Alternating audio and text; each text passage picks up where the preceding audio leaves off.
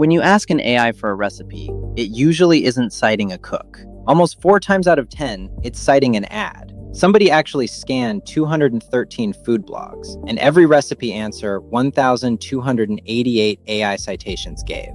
And the people who test recipes for a living, they're losing to marketing pages. So stick around, because by the end, you'll know exactly who AI trusts for your dinner, and why it usually isn't the person who invented the dish. Here's how it worked. On June 23rd, a team scanned 213 food blogs. The big names, the mid-sized sites, the tiny long-tail cooks. Then they ran the questions people actually ask AI about food, and logged where every answer pointed. 1,288 citations, sorted by who got the credit. No vibes, no hot takes, just the receipts. And the very first number broke the thing everyone assumes about AI and recipes. Here's who AI actually cites. Marketing pages published by recipe apps about themselves, the best of listicles, took 39% of the credit. Real food blogs, the folks who develop and test the recipes, 33%. Read that again. An app's ad for itself out-cites the cook. And real food journalism, the Fortune how-to geek tier, 0.08%. Basically nothing. Hold on to that number. It comes back in the most surprising place.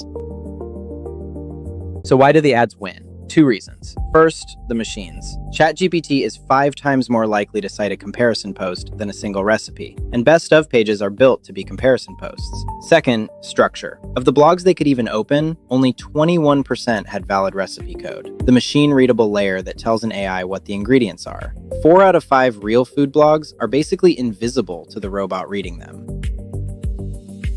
And this isn't abstract. Carrie Forrest, who runs Clean Eating Kitchen, lost 80% of her traffic and her income in 2 years. Adam and Joanne Gallagher of Inspired Taste filmed Google's AI serving a key lime pie under their name with completely different ingredients. Their pie, their photos, somebody else's recipe. Across the whole industry, creators reported losing 30 to 80% of their traffic to AI answers. These are the people who tested the recipe so yours wouldn't fail.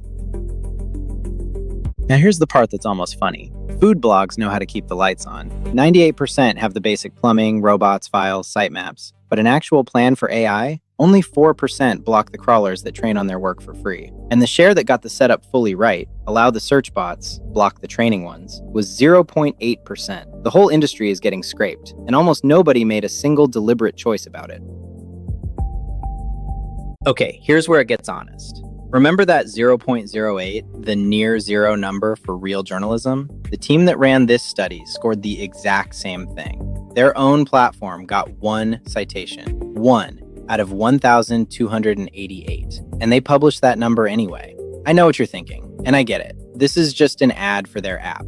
It isn't. They came in dead last, on purpose, in their own report, because the point was never we win. 2 things decide AI visibility. Authority decides whether you get cited, and structure decides whether the citation is even correct. Most food blogs have neither. So what do you do with this? If you cook, know that the recipe an AI hands you probably came from an ad, not a kitchen. Go find who actually made it. If you write recipes, get your structure right and make a real decision about the crawlers. That's where a tool like Recipy comes in. And let me be straight about what it is. Recipy uses AI too. The difference is it's grounded in real, tested recipes. And when something is AI generated, it says so, right on it. No fake author, no pretending. Because other apps just run on your phone. Recipy runs your kitchen. The full 213 blog report is at recipyapp.com. Next time, I'm getting into the field guide nobody asked for. What happens when you let an AI cook in a vacation rental with somebody else's pans? Hit subscribe so you don't miss it. Subscribe. Long-form explainers, weekday afternoons.